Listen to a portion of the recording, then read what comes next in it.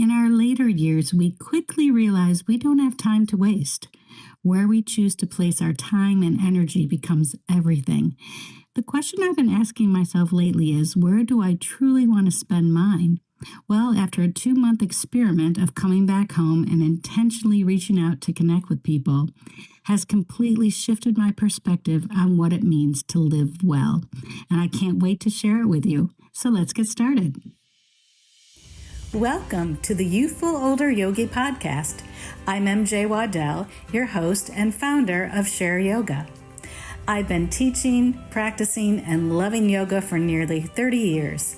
I'm an advocate of movement, creativity, and staying healthy in mind and body after 50. It's never too late to start, and there's a lot of healthy years ahead. So let's start now. Hi, everybody, and thank you so much for tuning into the Youthful Older Yogi. I'm MJ Waddell, the creator and founder of Share Yoga, and your host for this podcast. I've entitled this episode, True Unity, the Power of Intentional Aging and Community. So if you're listening to this episode the day it drops, I will be packing up my bags today and leaving my hometown of Fairport, New York. It's in upstate New York. But right now, as I sit here recording this, what I'm feeling, my physical energy and the warmth and the lessons of this summer is something I felt like I really wanted to share with you. And it's just completely fresh. So for the past 2 months, I've been living out an experiment. I wanted to do this experiment starting last year. And if you listen to the show for a while, you may know that I live in Florida, and my normal routine involves living there and working many jobs, including yoga. And I felt like I was I was very, very isolated. And there were days in my apartment when I didn't go to one of my gigs where I wouldn't speak to a human all day. And it's just a reality that many of us face as we lean into our later years. But this summer, I decided to do something about it. I came up north. I've spent the last 2 months surrounded by family, friends, acquaintances. And last summer when I was here, I was recovering from my hip surgeries. And this summer, it's not about recovery, it's all about exploration. And I'm consciously casting out my net so I can possibly live here for a number of months during the year and Florida the remainder of the time. So I've connected with colleagues and acquaintances, people I haven't seen in decades, longtime friends. And I made this deliberate decision to connect, even if it was just for an hour or a lunch or a walk or a cup of coffee. I don't drink coffee, but a Diet Coke. And something just shifted in me. I just realized that as we get older, we have to start asking ourselves, or I'm asking myself this vital question: where do I want to invest my time and energy? And for me, the answer became crystal clear this summer. I want to be surrounded by the people who know me, who love me, and I want to be in a vibrant yoga community. And I also want to connect with new friendships and new people, new experiences. So while I was here, I wasn't putting my yoga practice aside. I was so fortunate to be able to sub at a studio in Fairport, New York, right around the corner from where I grew up. It's called Yoga 170. And if you're ever in the upstate New York area, check it out. So I've been able to sub there for several classes of different types. I've taught sunset yoga, I've taught a couple pool classes, and I've run 3 intensive workshops. And every time I stepped into those rooms, I was reminded of what yoga really is and what yoga really means. It means to yoke, to unify, to unite, or connect. So, on our mat, we are bringing together our body, our mind, our spirit, breath, body, mind, however you want to define it. But really, the highest true form of yoga is taking that sense of unity and exploring it off the mat. So consciously yoking yourself back to the world around you, back to your environment, back to your family, your relationships. And relationships don't just maintain themselves. After a lifetime of shifts, of cross-country moves, my relationships require some intentional tending and being active in them. So I feel like when you pick up the phone, not a text, but when you pick up the phone to reach out to a friend or an acquaintance, you are practicing yoga. Or that's what I'm telling myself. And this brings me to the second part of the title today, which is intentional aging. So I just recently watched a really cool essay by Ted Danson from Cheers, and he talks about embracing the aging process. And he used a phrase that I'm completely stealing because it resonated with me so deeply. He said he is anti-aging. So I thought about that for a second. We live in this society that treats growing older like a disease or something we should stop or something that needs to be cured or covered up or fixed with expensive creams and potions and supplements. But I think I'm with Ted. Let's be anti-aging. I don't want to spend my days obsessing over stopping the clock, and I want to spend my days focusing on how to live well. Now, trust me, I'm not against sunscreen, good creams, good chapstick. I'm obsessed with a lot of lip stuff, so I'm not against it. But this intentional aging is something I really want to talk about. Now, I'm 66. I consider myself quite young. And while I think about a lot of financial logistics of my future, I try not to spend time worrying about my health. Why? It's because I'm actively taking the common sense steps to stay healthy. And, is it easy every day? Absolutely not. There are days I don't want to get out of bed. I don't want to move. I don't want to do anything.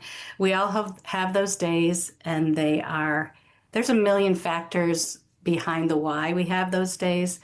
But intentional aging means honoring where your body is today while choosing some daily habits that build a quality of life that you would like. So the question is, how do we stay engaged in our own well-being into our 60s, our 70s, our 80s, our 90s, especially when life throws us unexpected diagnosis or chronic conditions or heavy reality of caregiving? And trust me, I spent this summer living in a household where the daily raw reality of caregiving is very real. So I think it comes down to these 4 very unglamorous pillars, I call them, of intentional aging. And before I get to those pillars, I know that building a community from scratch can feel daunting. I've tried it in several different locations in the country. And so that's why I started to create a retreat. It's a physical, beautiful space where we can gather, meet new people, and form hopefully long-lasting connections together. So this fall, from September 29th to October 3rd, I invite you to my Nurture and Nourish retreat. It's on the beautiful, amazing Bald Head Island, North Carolina. This is 2026 if you're watching this. So this is not your typical yoga retreat. It's not high intensity, rigid getaway. It's really a wellness experience. And wellness is a large term, but it's designed specifically for women over 50, women who are in their prime time, and just to come together and to be completely taken care of. 5 days, 4 nights. And I created this retreat because I want to connect with you, and I want to meet new people, and I want to do that in a beautiful environment. So grab a friend, bring a family member, or just come by yourself, and then you'll leave with a whole new circle of support. We're going to be practicing every single one of these pillars that I'm about to share with you, and we're going to rest deeply, move mindfully, laugh, connect, and explore the history of this beautiful island. So all the details on how to connect with me, on how to register, are at my website, shareyogawithmj.com, shareyogawithmj.com. I'd love to share the retreat with you. So let's go back to those pillars. So I feel like there are 4 common sense pillars of intentional aging. Movement. Okay, I've not had a problem with movement. I love to move. So, but in the context of yoga, it's not about creating this flawless asana or this perfect shape or perfect pose. For me now, it's about daily functional movement. Really get up and move my ass in some way. Take a walk, get on my bike, get on my mat, go for a swim, whatever it is, right? Just to keep my body physically alive and functional and able to participate in life. So that's the first one. Just get up and move. It doesn't have to be big. You just have to start. Deep sleep. Now, I call myself a professional sleeper. I've never had any trouble sleeping. I'm a very, very good sleeper, and I look forward to it. So, but that's really the ultimate restorative medicine is to sleep.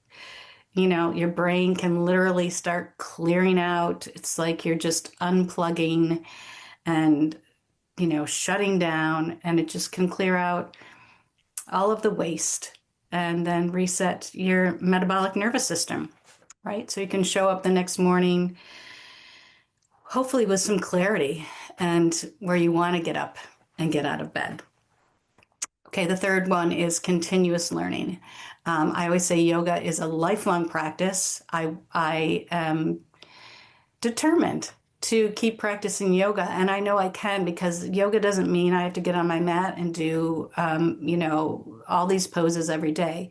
Yoga is a practice of mind, of body, of spirit, of really unifying your own mental and physical together. So continuous learning, also the scientists call it like a cognitive reserve. Your brain wants to keep moving, wants to keep learning, wants to dig into new things. No matter what your age, it's never too late to just start something. So, take up a new hobby, go to a class, go to the library. There's tons of stuff at the library that are free. Continuous learning, be curious. The next one I thought was nourishment, of course, eating right. Now, this is one I'm very challenged with because I'm not a cook, but I do try to eat healthy as long as it's not hard to prepare. So, just everybody's got the knowledge. It's everywhere. Just eat healthy, clean energy, clean food if you can, and then pair that with laughter. I've had so many smiles and giggles and just laughter that makes your ribs hurt. So laughing loud and long with the people that you love and care about, it's really, really, it's been so, I don't want to say healing, but energizing for me. So those are the pillars I think are important for intentional aging. Movement, deep sleep, nourishment, laughter, learning, and connection. So, and connection, you have to really be intentional about it. How many times have you said, oh, I should really reach out to this person? Or you're reaching out and you're just texting or emailing back and forth. Yeah, we should really get together. Well, get it on the calendar. Get it on the calendar. That's intentional. Not just, oh, we should. No, let's do it. And let's set the date, let's set the time, and let's do it. So I don't pretend to have all the answers and the mysteries of growing older. I just want to keep growing older. It's a gift. But what I have been repeating to myself recently is a quote from Thomas Merton. He just wrote that this day will never come again. And so I try to recognize that there'll be good days and there'll be bad days, but every day is a chance to take action towards directing my time and energy into living well, intentional aging. So as I head back to my very quiet apartment in Florida, I am carrying with me in my heart the warmth and the experiences of the past 2 months. And I'm making a promise to myself to keep actively designing a life of connection. And my invitation to you this week is to if you practice yoga, step off your sticky mat and practice some true unity. So pick up the phone, cast your net, reach out to a person you haven't spoken to in a while and ask them for a quick walk or a sit down or, a lunch. Or don't wait for the connection to find you. Go out and build it. Thank you so much for listening or watching The Youthful Older Yogi. If this episode spoke to you, share it, like it, leave a review, reach out to me. And most importantly, stay well, stay curious, enjoy the rest of your summer, and keep sharing yoga. Namaste. Thank you so much for listening. Now you can go to my show notes on YouTube or Buzzsprout and send me a voicemail or email. I'd love to hear what topics you'd like me to speak about, what your thoughts are on the episodes, and maybe I'll share your message on a future episode.